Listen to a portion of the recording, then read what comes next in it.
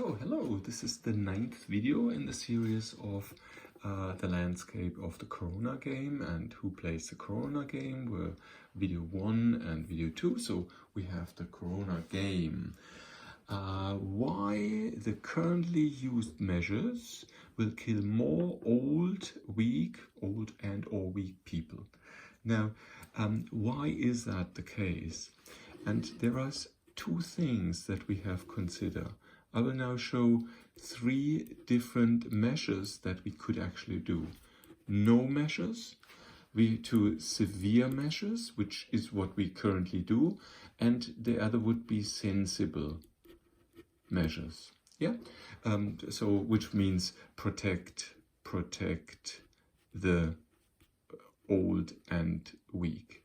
Yeah, so do that. Now, if we look at a normal infection of a viral infection, you will have within a short amount of time, something like that, you will have a ramp up, and then you will have, let's say, after one to two months, you will have more than 70% of the population have had this virus, and they are immune against it. Yeah, so that is, and for Corona, this will be the same.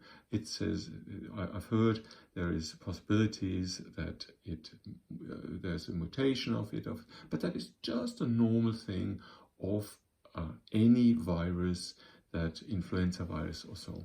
So that means if you do not do any measures, you would have just the normal thing that every year happens, sometimes badly, sometimes not so bad. And for Corona, currently it's less than a really hard hit influenza. So it's like an intermediate result. So that would happen. And now if you look at, the problem is now killing the old and or weak people, you know. So the risk of old and weak people being killed is relatively high here in the beginning, because it's very easy that they get the disease, that they get the virus. But at around the 70% mark, it actually drops to almost 0, and there is no risk at all, except for maybe the next year. And that's what will happen anyway. So next year there will be some new influenza viruses and so on. So that is what will happen. And now I try to put into the same graph. So maybe I do that with blue. So what will happen if we do the severe, the severe measures? What will happen is that, or let's use the same curve. So what we do is we actually protect everybody, even the young and strong and so on, against getting the virus. So that means we slow down the 70%, reaching the 70% mark. So it will be something like this. And so we will have maybe 12 months. And after 12 months, we may have been here at the 70% mark. Sorry, here. Let's say here's the 70%. Yeah. So, and now draw the risk. And the risk will be here the same. And then, because of the very big measures, we go here down. And then, while the normal, so no measures, would drop to 0, here the risk will stay here, because it still is dangerous. So we have these two curves, and I would say this severe would cause, I would estimate at 200,000 casualties. Depends a lot, could be 300 but just in order of magnitude. And I would say if we do nothing at all, I would say it's about 100,000 casualties. So if we would have done nothing, maybe it's much lower, because from the numbers we actually see, it would have been probably much lower. We see in Sweden and so on. And now the sensible one, and that is the one that I will now put in here in blue. The sensible one is 50,000, I would estimate. And why is that?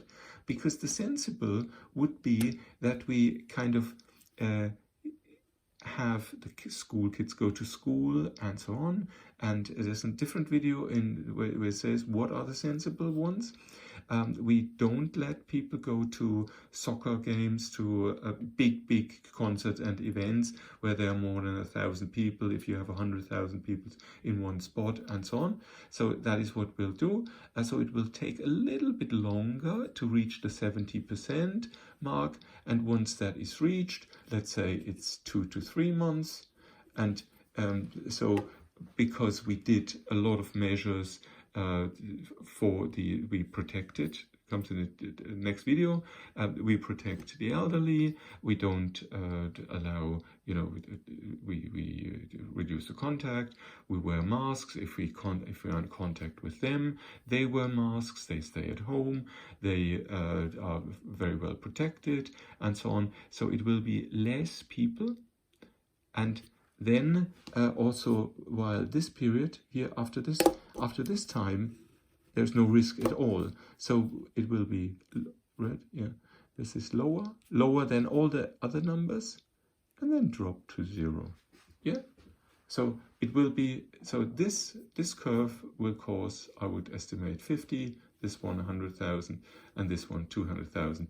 And currently we play this. So that means I would estimate that we have well over 100,000 more old and weak people that die worldwide because we are using this measure. And that without even considering the huge impact on our economy, the many health issues, all the unemployed and all the small, medium enterprises that go bankrupt they will have heart diseases, they will have suicide, they will have really big problems, their families will have big problems, and so on. So I'm not even considering this. It's just about the old and weak people that we kill more of them.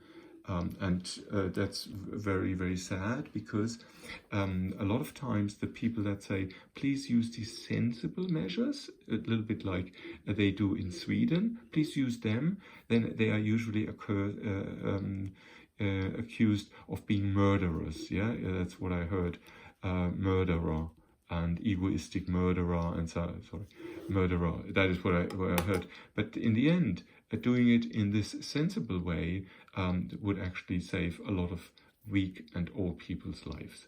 So looking forward to seeing your comments, and I think that is a very, very important topic here, what was mentioned in this video. Thanks for listening. Bye-bye.